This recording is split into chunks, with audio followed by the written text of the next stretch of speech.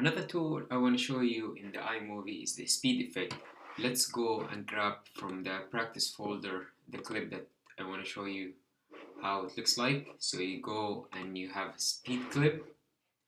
I've got this racing clip here just to show you how we do the tool in iMovie. We use the tool in iMovie.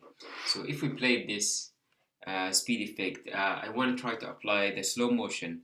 There is different frame rate has been record shots by the videos. I will not cover the type of frame rates or what are they because that's a long topic and it has a lot of information in it.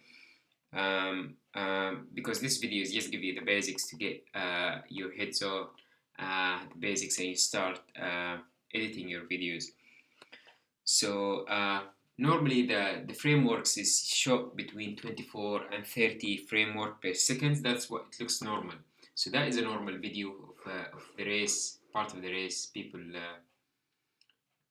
the runners are running. So that is the normal 24 to 30 frame rate per second. So if I wanna play with the speed, you go to this icon. If you hover on top of it, it's called the speed. So that is the normal speed.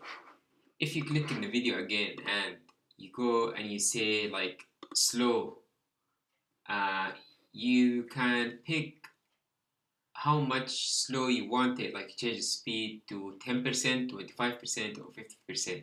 So let's pick the 50% slow and let's see and play it. You see how it's being slowed down. And also, what if we did 10%? That's even more slower. And back to the normal speed. Back to the normal speed. If you notice that the timeline for the video has been expanded when you slow down, because the more it will expand for longer time, the slower the video is running. And also you can control it from here as normal. As you said, try to have a feeling of it to control the length of your video. And also the other feature in iMovie is the reverse feature. You can do the reverse feature, everything will be reversed, and when you click play, everything will be reversed back. So yeah, it's a very handy feature. You can use it sometimes and you can create very beautiful shots when you shoot your normal clip, just to play around to have that effect in your clips. Let's untick the reverse shot. Let's back to the slow-mo again because I want to show you something else. You see, when the clip has been expanded, you see like a small icon here, like a turtle. So that means it's been slowed down, and that's so you can identify basically the clips when you have a lot of clips being filled in this area. So you can see which one has been slowed down, which one has been reversed by adding this little icon here. And also I want to introduce something called the freeze frame. The freeze frame, for example, if you want to have a portion of the video to be frozen for some time and after that to carry on, you can add it by this option. You click on it and you will see these yellow frame, so you can control which portion of the video you want to freeze it.